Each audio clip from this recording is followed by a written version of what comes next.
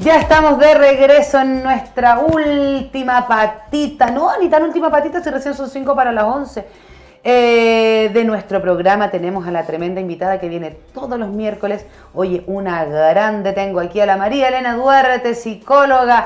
Un aplauso y bienvenida. Gracias, Bernardita, muchas gracias. Feliz de estar acá de nuevo los días viernes. Los días viernes. Los días viernes compartiendo, y hoy día la idea es poder generar un espacio de reflexión sobre un tema que es lamentablemente bastante común, y quiero invitarles a que conversemos acerca de depresión.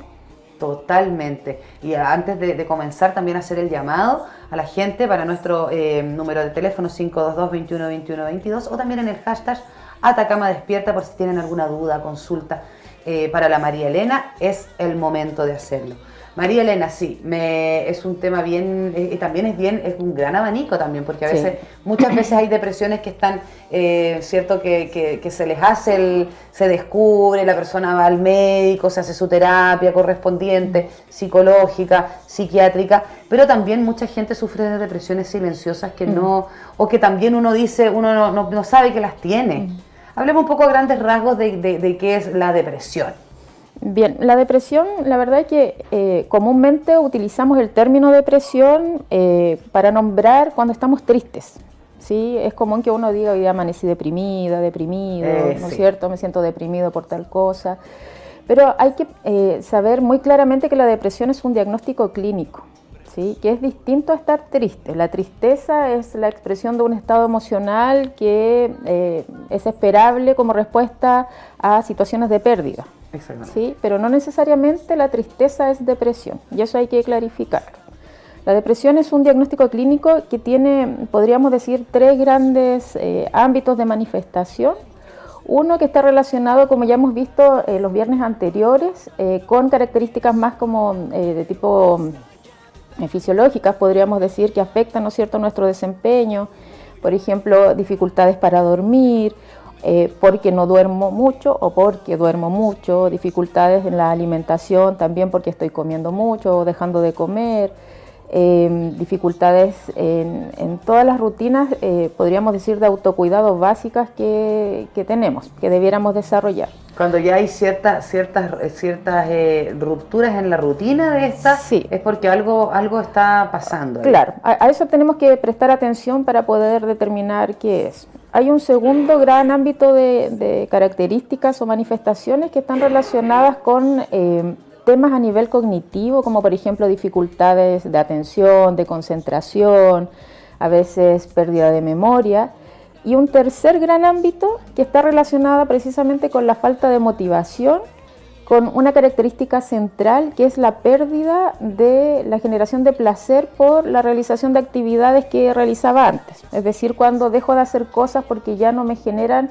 estoy motivado y exactamente. O las estoy realizando de forma automática, ya no hay sentido en lo que realizo, y además esta sensación de tristeza o esta emocionalidad de tristeza profunda que se puede manifestar en alto porcentaje durante el día en el que estoy.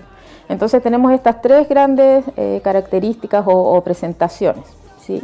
Y ahí es cuando estamos hablando de depresión, y para poder hacer un diagnóstico, esa expresión o esa sintomatología tiene que estar presente una determinada cantidad de tiempo. Para que sea un trastorno depresivo, estamos hablando de por lo menos más de 2 semanas. Si estamos hablando de estos síntomas reiterados. Sí, exactamente. Ahora, María Elena, por ejemplo, claro, estoy pasando por un problema, por un tema que a lo mejor ya me tiene estresada, me tiene estresado. Entonces ya cuando aparecen estos síntomas es porque ya no le hice caso a lo primero, que es el estrés, o no me organicé. Eso claro, es cuando ya ya hay que llamar y pedir la hora.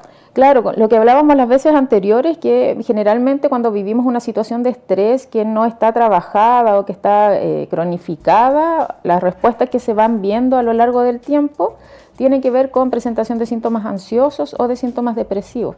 Por eso que tiene que ser después de 2 semanas que se presente, porque por ejemplo si hoy día yo tuve, no sé, un problema en el trabajo, una ruptura amorosa, y la expresión, ¿no es cierto?, de la tristeza, del desánimo, la falta de motivación, está presente durante 2 semanas y posterior a eso ya siento que puedo recuperar las rutinas diarias, ¿sí? Ya puedo navegar, digamos, en distintas emociones y no estar solo desde la tristeza. Ahí no estamos hablando de depresión, hablamos de depresión cuando estos síntomas permanecen durante el tiempo.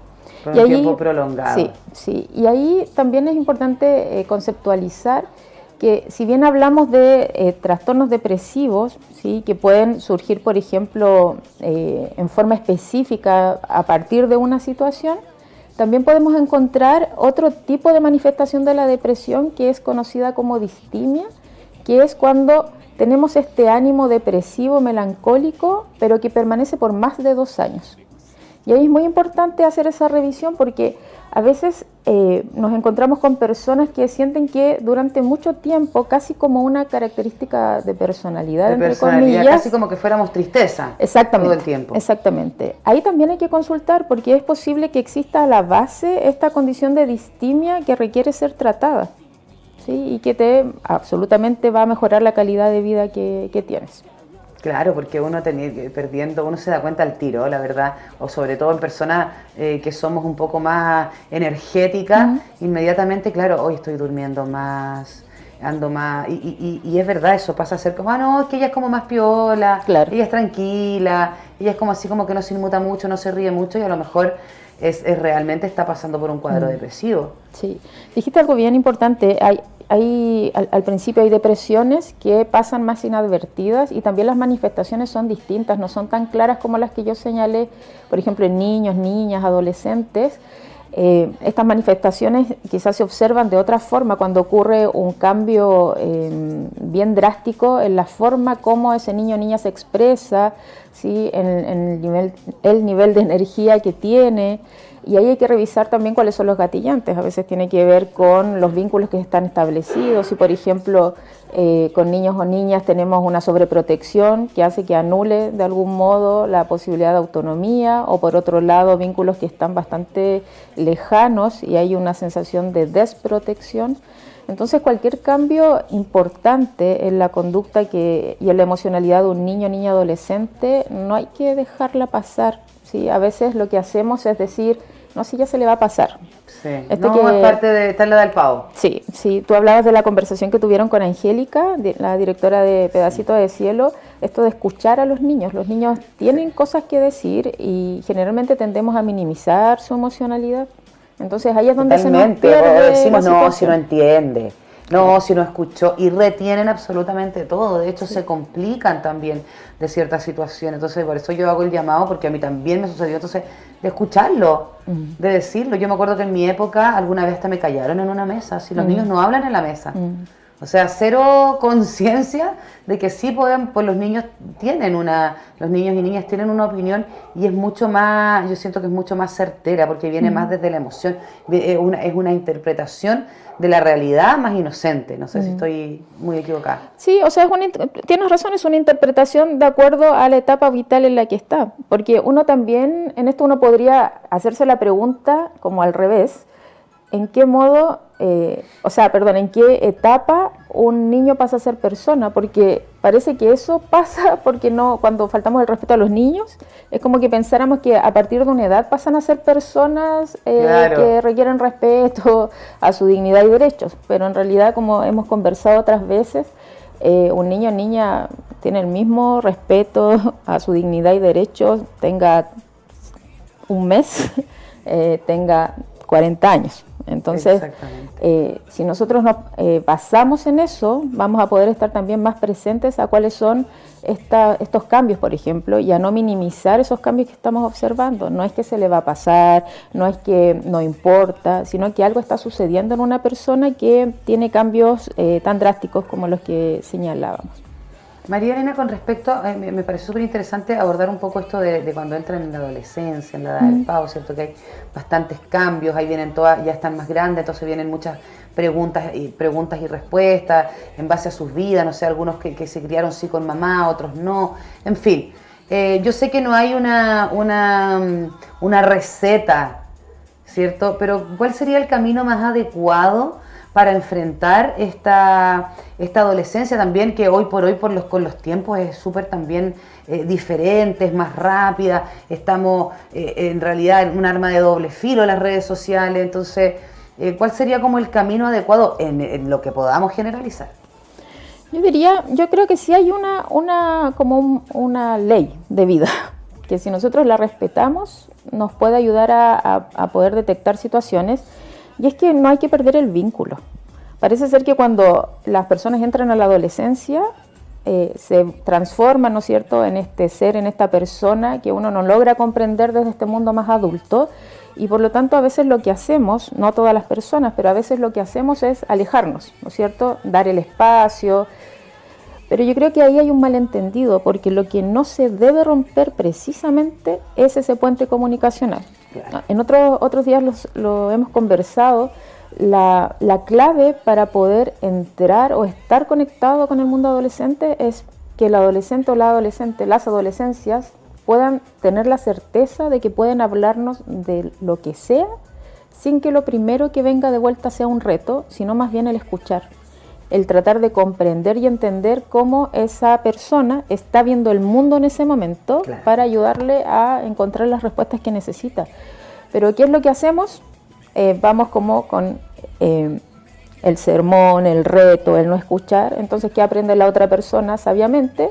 Que no tengo que hablar en ese contexto. No tengo que hablar en ese contexto, y más encima que tampoco hoy día todos los canales de conversación, de teléfono, dan pie para que, claro, listo, pero todo lo hacen por acá, claro, no hablan con los padres, hay un miedo, hoy día hay un miedo bien grande a la frustración, los niños, al rechazo. Y todo eso yo creo que va muy de la mano con las redes sociales. Como profesional de la psicología, mi querida María Elena, ¿cómo has visto tú este cambio generacional? ¿Cómo ha desfavorecido? Porque yo creo sinceramente que ha desfavorecido. Yo creo que desfavorece en la medida que como adultos nos desprendemos de los niños y de los adolescentes. O sea, sí, si nos desprendemos de ellos y dejamos en ellos la responsabilidad que es nuestra, o sea, en lo tecnológico, la responsabilidad que es nuestra como padres y madres, esto no tiene buen final. Porque lo que va a pasar es que ese niño, niña, adolescente, lo que va a hacer es buscar esos espacios de contención, esos espacios de respuesta en la tecnología. Que es lo mismo que nosotros hacemos. Cuando necesitamos saber algo, es muy poco común que uno vaya a buscar una enciclopedia, un libro a mí me encanta la lectura, pero es muy poco común que uno vaya a buscar, o que existan libros en la casa, y uno vaya a buscar las respuestas ahí. Uno toma el celular y en Google escribe y obtiene la respuesta. Y como adulto aplico un criterio, como adulta aplico un criterio en lo que estoy leyendo. Un niño, niña, adolescente, un adolescente está en esa construcción, un niño, niña, ni siquiera todavía está en esa construcción. Va a poner la pregunta y quizás qué payasadas le van a salir. Sí, y eso es tremendo. La cantidad de personas que acuden a consulta psicológica porque encontraron en los teléfonos de niños, niñas de 11 años, de 9 años, material de alto contenido sexual es increíble. Entonces, cuando eso sucede, la pregunta es, ¿en qué momento yo, en mi rol de madre-padre, permití que la educación la ejerciera un instrumento tecnológico? Entonces, el problema no es el instrumento, el problema es cómo nosotros descansamos en eso para calmar a un bebé. Cuando uno ve en el centro bebés en coche con un celular, ¿sí?, sin pensar todo el daño a nivel neurológico que eso está generando, lo que eso va a conducir al manejo de la frustración de ese ser humano, volviendo a lo que me señalabas. Totalmente. Porque finalmente el celular y todos los medios tecnológicos lo que hace con niños, niñas, adolescentes, adultos es poder generar muchos niveles de dopamina, porque obtengo rápidamente la satisfacción de lo que estoy buscando. Totalmente. Entonces, eso como adulto... Y de control, no lo olvides. Exactamente, de control. Sí, o sea, además toda la información que tiene, hecho, que no saca. Uno de repente habla algo sin buscarlo, y tú después estás en la noche viendo y te empieza a parecer, es como que esta cosa tuviera vida. Sí. Te escucha, de verdad. Sí. Entonces piensa lo difícil que es para uno desde la adultez apagar un celular en la noche, no recurrir al celular a cada rato, que se supone que un adulto ya tiene un cierto manejo, una cierta regulación emocional. Para un niño y un adolescente lo que estamos haciendo es generar baja tolerancia a la frustración con eso. Por eso que esto es un proceso, no es que en la adolescencia que hago con el adolescente, es más bien cómo construyo esto. Claro, y qué herramientas utilizo para ese proceso también. Sí, porque es muy cierto. De hecho, hoy día los niños más pequeños que les gusta ver de repente uno como papá o mamá, no, está viendo un video de YouTube de Minecraft. Amigo, amiga, póngale atención, porque yo el otro día me puse a poner atención específicamente en un youtuber que ve mi hijo y era todo lo que hablaba era doble sentido. Sí, está jugando Minecraft, pero todo lo que hablaba era doble sentido. Sí. Entonces después este niño llega al jardín y dice alguna tontera que va a ser doble sentido, inmediatamente llamado. O sea, yo creo que ahí va mucho, como dices tú, el acompañamiento que le hagamos a nuestros hijos, que estemos pendientes de qué están viendo, porque obviamente no se lo vamos a poder quitar porque va con la vida. O sea, hoy día tenemos la vida en el teléfono. Exactamente. Estaba revisando a partir de la entrevista de hoy día, de la conversación de hoy día, un poco las estadísticas. Eso también yo quería llegar a hablar de las estadísticas. Los estudios de este año, que hablan acerca de salud mental, indican que hoy día 1 de 4 adultos mayores de 18 presenta ansiedad. 1 de cada 5 presenta depresión. Y la estadística en niños y adolescentes, la verdad es que es tremenda. El 50% de niños hoy día presenta síntomas relacionados con la depresión. Entonces, eso nos tiene que llevar a pensar en nuestras propias familias, cuál es el vínculo que tengo ahí establecido. Cuando mi hija, hijos, hijas y adolescentes se encierran en su habitación a relacionarse a través del internet, ¿en qué momento yo puedo saber en qué está esa persona? ¿En qué momento realizo esta acogida emocional? ¿Con quién comparte esa persona lo que le está pasando? Que no sea lo rutinario de todos los días de preguntar cómo te fue en el colegio, qué nota te sacaste, te portaste bien. Porque lo que estoy haciendo con ese mensaje es reducir finalmente la vida y la identidad de ese niño a la función que tiene, que es ir al colegio y portarse bien. Claro. Entonces yo con ese mensaje estoy diciendo, ese es mi hijo.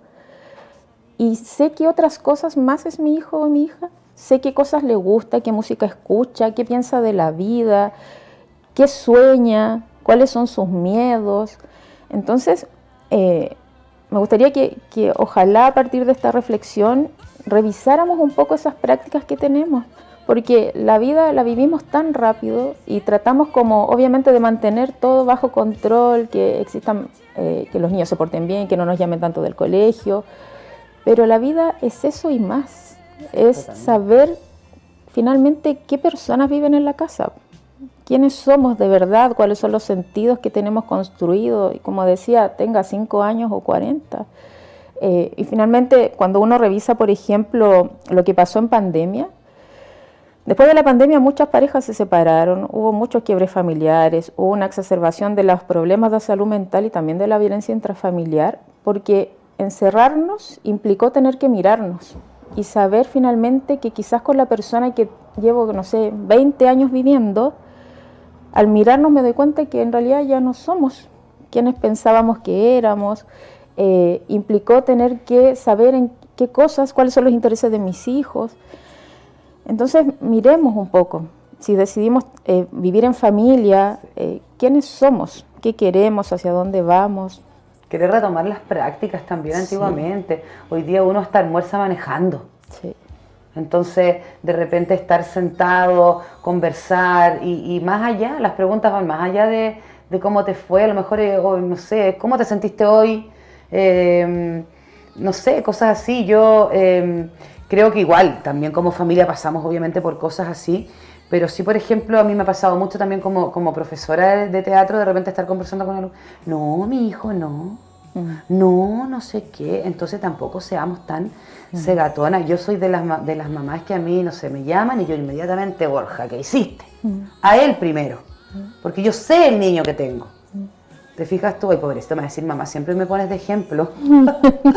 Siempre me pones de ejemplo. A mí también me dijeron lo mismo. ¿Hablaste de mí? Pues si no pusiste de ejemplo. No, si la otra vez se me enojó porque lo puse de ejemplo.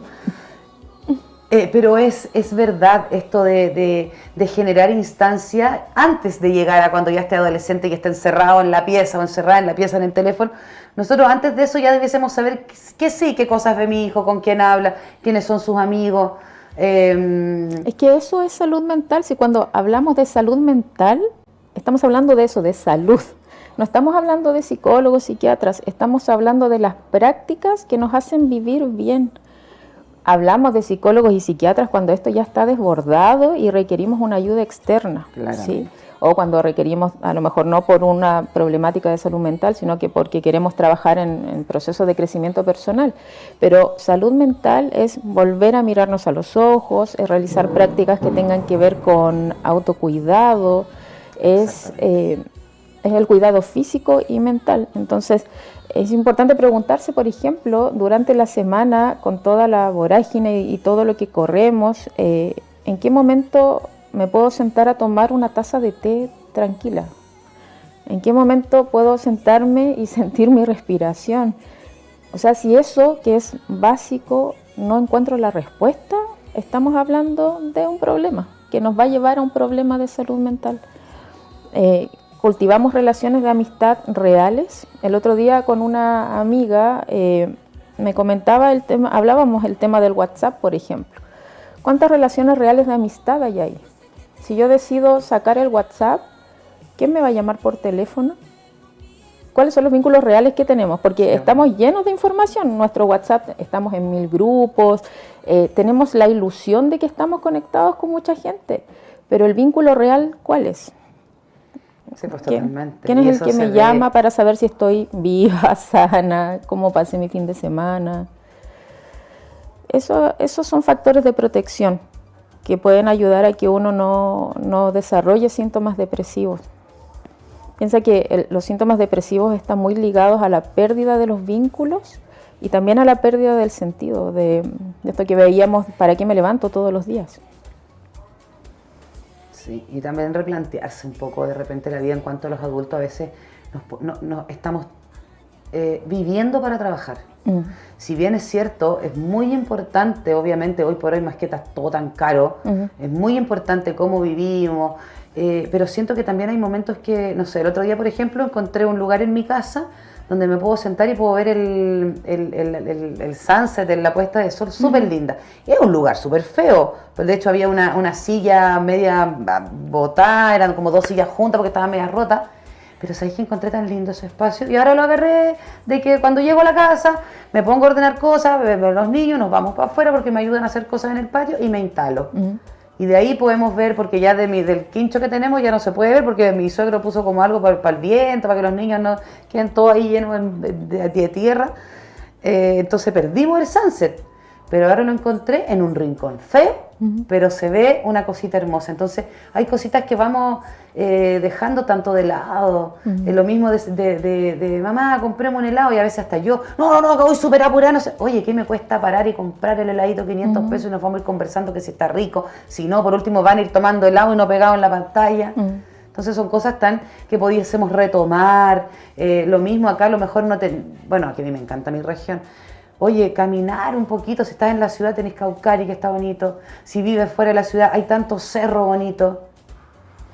Sí, es encontrar finalmente las cosas que te van dando el sentido. El sentido de caminar con tu hijo tomando un helado, el mirar el atardecer. Cositas. Es parar y finalmente ser en ese momento, porque volviendo al tema de la depresión, mucho del trabajo que se realiza ahí tiene que ver con, como lo hemos revisado otras veces, con las interpretaciones, los pensamientos que voy generando en ansiedad sobre el futuro. Cuando la ansiedad ya no es lo he ocupado toda esta semana yo de la ansiedad, cuando tiene que ser una ansiedad responsable, una ansiedad buena. Una ansiedad adaptativa. En cambio, ese tipo de acciones que tú señalas, el pararse, el caminar, lo que hace es evitar que nos vayamos a estos pensamientos de futuro, a estos pensamientos catastróficos, nos permite estar en el presente, en ese momento, en la conversación con mi hijo. Es eso, volver al presente, porque también en las relaciones amorosas también pasa eso, que uno empieza como a hacerse ideas de la otra. No, debe estar pensando esto. No, es que debe estar haciendo esto. Y claro, a veces pensamos cosas que son muy fantásticas y caemos porque nos desilusionamos, pero nos estamos desilusionando de algo que nosotros mismos inventamos. Exactamente, sí. Entonces, ¿cómo paramos también ahí? Sí. cuando hacía clases en un colegio, me acuerdo, hacía clases de psicología en un colegio, tercero medio, y me acuerdo que siempre que empezaba con una generación nueva, hacía la misma dinámica, tomaba un plumón y les preguntaba, clase 1, ¿qué es esto? Obviamente todas decían un plumón, un plumón. Y yo les decía, no, esto no es un plumón. Esto es un objeto que nosotros hemos acordado que tiene tal función, que es escribir, que hemos acordado el nombre, que es llamarle plumón.